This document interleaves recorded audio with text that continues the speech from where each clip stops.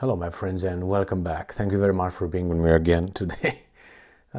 This is a temporary destination where I will move soon. This is just 2 days. Connections were made, people were met, and now I just got some time to make a video or two. And my cell that I'm in right now allows me that. I don't know for how long, but hey, we will see. All right, so let's get the thing started. I got an article from Sputnik, and very interesting because again, Medvedev, the former Russian president, has some I don't know how to call them, threats, warning, this is what's going to happen if you do this. Let's see what this is all about. So we have, as I said, an article from Sputnik. And he says that if Germany decides to arrest Putin, it will mean declaring war on Russia, says Medvedev. So what does that mean, war on Russia? It means nuclear weapons too? All right, let's see. Russian Security Council Deputy Chairman Dmitry Medvedev said that if Germany decides to implement the decision of the International Criminal Court ICC on the arrest, quote-unquote, of Russian President Vladimir Putin, this will be equal to declaring war on Russia. I don't know when Putin decides to go to Germany soon, but anyway. Earlier, German Justice Minister Marco Buchmann said that the warrant for Putin's arrest would be valid in Germany after a request from the ICC. The order was also supported by Chancellor Olaf Scholz, who during his visit to Japan said that no one is above the law. Really? Well, why don't you go and check a few in the United States of America before you talk, if no one is above the law. And I give you two names. One, I would give you Mr. Bill Clinton, and the other one, George W. Bush.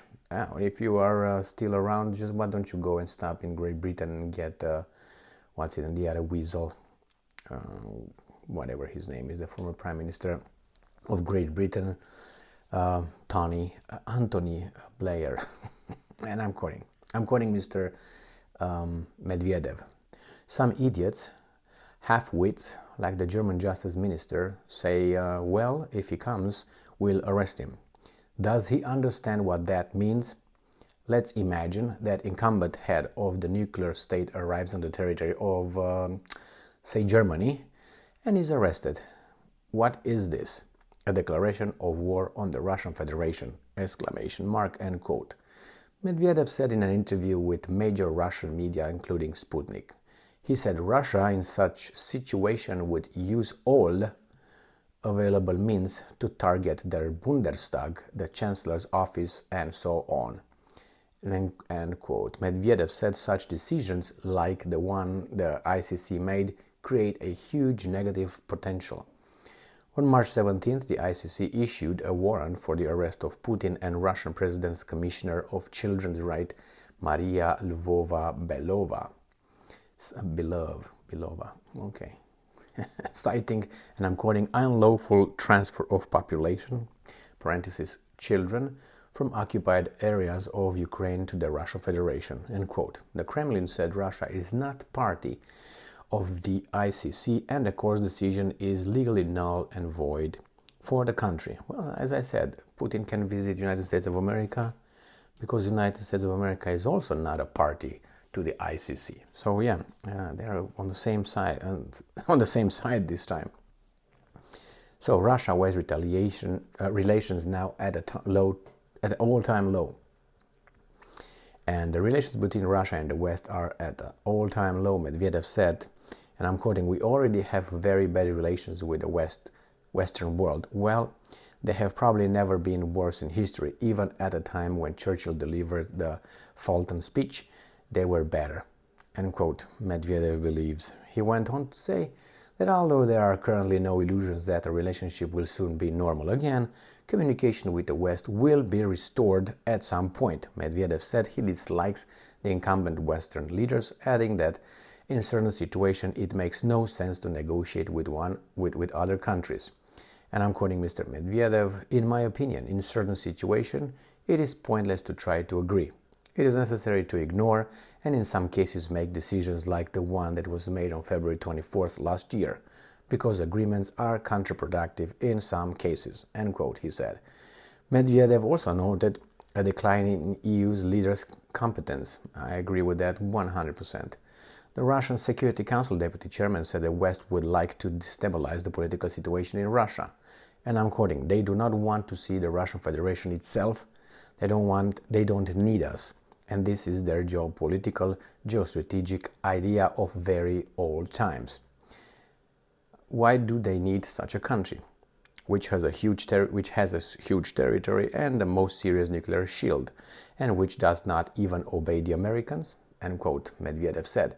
Therefore, the desire is very simple: destabilization, to destabilize the political situation, to divide the country into parts such as large ones, to negotiate with each of these parts to denuclearize and demilitarize each part, and then come and offer their services saying, and I'm quoting, "Guys, now you need someone to protect you, don't you?" he said. End quote. Medvedev said, "The West does not like the independence of Russia and China." Oh, he has a lot of things to say. So he says that Europe lost much more than Russia when trade shrunk because of EU's decisions. So he said that if Ukraine joined NATO, Russia would get a neighbor who plans to produce nuclear weapons and is part of an unfriendly bloc, adding that Kiev could then launch a full-scale operation against Russia because of Crimea, and that Moscow could not accept this. Well, we know all that.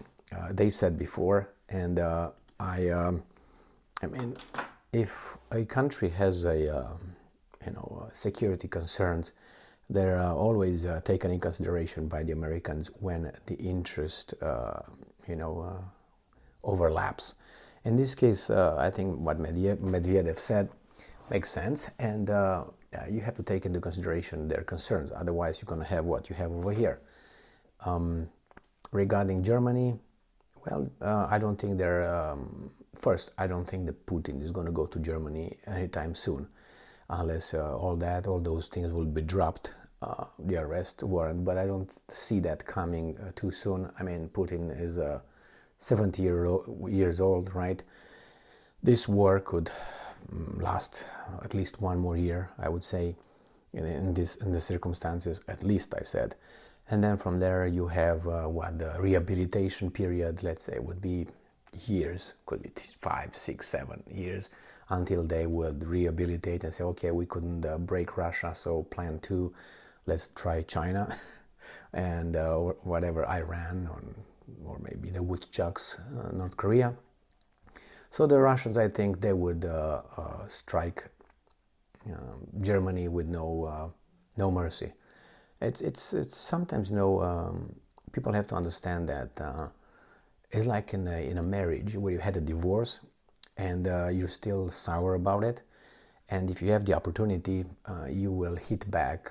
Some people do. It's not that everybody would do that, but some people would do it with the force of the hatred they accumulated during the old time that they didn't have the chance to release. Like, for instance, Germany, even if Russia, even though it was part of the Soviet Union during the Second World War, I don't think it's completely satisfied with what happened to Germany.